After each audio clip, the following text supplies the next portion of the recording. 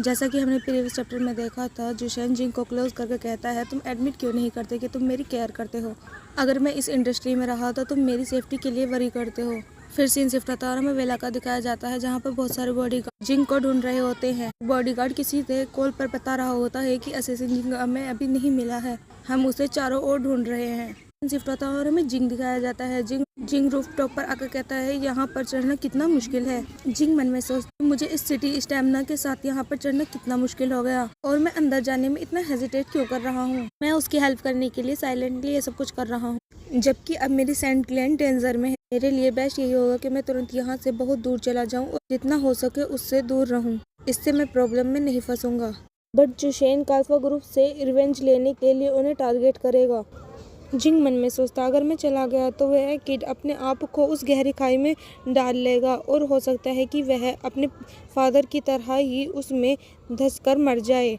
Alright, मुझे उससे कोई लेना देना नहीं। इतना सोचकर जिंग रूम के अंदर एंटर करता और करते ही वह रूम के चारों ओर देखकर कहता है, यहाँ पर कोई गार्ड क्यों नहीं है और विंडो भी खुली हुई है। जिंग जुशेन को देखकर मन में सोचता है, यह बच्चा कैसे सर्वाइव कर पाया और अभी तक मैनेज कर रहा है। जिंग जुशेन को देखकर मन में सोचता है, इतनी बड़ी ऑर्गेनाइजेशन का लीडर होने के बावजूद उससे अपनी सेफ्टी और प्रोटेक्शन की कोई भी चिंता नहीं है। जिंग को जुशेन में पास्ट वाला छोटा जुशेन नजर आता है। जिंग जुशेन के क्लोज हैंड करता है और मन में सोचता है, मैं उस पास्ट के बारे में क्यों सोच रहा हूँ। मुझे पता है वह किड नहीं है। यह ऑब्वियस है कि वह उस बच्चे जैसा बिल्कुल नहीं है जैसे वह पहले हुआ करता था। हमें कुछ पास्ट की मेमोरी दिखाई जाती है, जहाँ पर जुशेन मन में सोचता है, जो बच्चा सोने के लिए भी रोया करता था, जिसे वार्म और गर्मी चाहिए थी, वो बच्चा अब एग्जिट ही नहीं करता। ये जुशेन अब बहुत ज्यादा इरिटेटिंग करता है। मुझे सच में रिग्रेट हो रहा है कि मैं यहाँ पर क्यों आई। ये इतना सोचते ही वहाँ से जाने लगता है। तभी पीछे से जुशेन जिंग का हाथ पकड़ता है और उसे बेड पर पुश कर देता है और उसके ऊपर आ जाता है। जुशेन स्माइल करते हुए कहता है, मैं श्योर था कि तुम मुझे छोड़ के कभी नहीं जाओ। जिंग चीख के कहता है, मैं इस शिट स्टेमिना के साथ अब कहाँ जा सकता हूँ। मैं चाहूँ तो भी ज्यादा दूर नहीं जा सकता। जिंग कहता है, यू नो, तुम्हें पता है कि मैं अब बच नहीं सकता, तो तुम्हें इतनी जोर से मुझे पकड़ने की कोई जरूरत नहीं है, इससे मुझे हर्ट होता है। जुशेन कहता है, या आई नो, पर मैं अगेन तुम्हें खोने का पेन एक्सपीरियंस नहीं करना चाहता।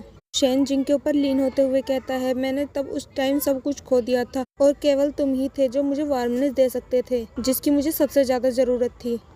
तुम ये क्लियरली जानते थे कि मैं तुम पे डिपेंडेड हूँ, फिर भी तुमने मुझे छोड़ के जाना चूज किया। उस टाइम मैं तुमसे बहुत ज्यादा हेट करता था कि तुम एक बहुत हार्टलेस पर्सन हो। ऑल्सो तुम ये जानते थे कि मैं उस टाइम पे पावरलेस था, मेरे पास कोई स्ट्रेंथ या शक्ति नहीं थी। ऑलराइट, वैसे भी अब चीजें डिफरेंट हैं। ऑलराइट, मैं जानता हूँ उस टाइम मेरे फादर की डेथ से तुम्हें ऐसा महसूस था कि उनकी डेथ तुम्हारी वजह से हुई और उनकी डेथ का दोषी तुम खुद को मान रहे थे। जिंग जुशेन से कहता है, वैसे भी वे सब पास्ट की बातें थी। जिंग कहता है, वेकअप किड, तुम उन बहुत सारी चीजों में से एक हो जिसे मैंने अपने करियर के दौरान बचाया। जिंग की बातें सुनकर जुशेन को बहुत ज्यादा गुस्सा आ जाता है। जिंग कहता है, सिचुएशन कैसी भी हो, मुझे प्रोटेक्ट करना था और तुम्हारी सेफ्टी की देखभाल करना भी मेरी रिस्पॉन्सिबिलिटी थी। जिंग कहता है, इससे कोई फर्क नहीं पड़ता कि लास्ट में तुम कौन सा रास्ता अपनाओगे, इससे मेरा कोई लेना देना नहीं है। जिंग की ये सारी बातें सुनकर जुशेन के हार्ट में पेन होता है। जुशेन जोर जोर से हंसने लगता है और कहता है, ब्रदर जिंग, तुम बहुत ज्यादा स्ट्रावन हो, तुम बहुत ज्यादा जिद करते हो। चैन स्माइल करते हुए कहता है, जस्ट बिकॉज तुमने अभी जो कहा इसकी वजह से मैं तुम्हें और भी ज्यादा मार करना चाहता हूँ। इतना सुनते ही जिंग के तो पैरों तले जमीन से निकल जाती है, वो बहुत ज्यादा शॉक्ड हो जाता है। जिंग कहता है, no you can not, no no no, तुम ऐसा नहीं कर सकते। गाइस, अगर मेरी एक्सप्लेनेशन अच्छी लग रही है तो प्लीज मेरे चैनल को सब्सक्राइब करना। जुशेन जिंग को नेक पर बाइट करता है। जिंग कहता है, stop stop stop it, Jushen forcefully Jing के अंदर अपने फेरोमोन इंजेक्ट कर रहा होता है। जुशेन जिंग से कहता है, जस्ट बिकॉज तुम उस टाइम मुझे ऐसे ही छोड़ सकते थे। मैं इस टाइम बहुत ज्यादा सरप्राइज हूँ कि तुम इतनी क्रूल बातें मुझे कैसे बता सकते हो।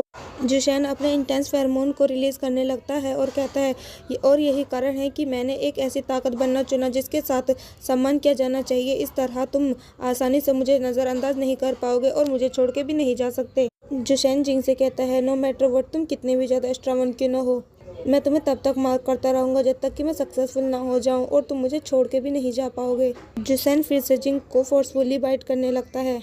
जिंग बोलता मुझे सांस नहीं आ रही और इतना कहते ही वो अनकॉन्शियस हो जाता है। जुसेन जिंग को देखता है और कहता है मैं फिर से फेल हो गया, मैं जिंग को मार करने में एबल क्यों नहीं हूँ। जुसेन जिंग के ईयर पर हाथ फिराता है और कहता है दैट्स ऑल राइट ब्रदर, हम ये सब कुछ स्लोली स्लोली करेंगे। जुसेन जिंग को हक करके लेट जाता है और कहता है आफ्टर ऑल हम इस वर्ल्ड में सारे टाइम एक साथ ही रहेंगे और अपनी जिंदगी एक साथ ही बिताएंगे।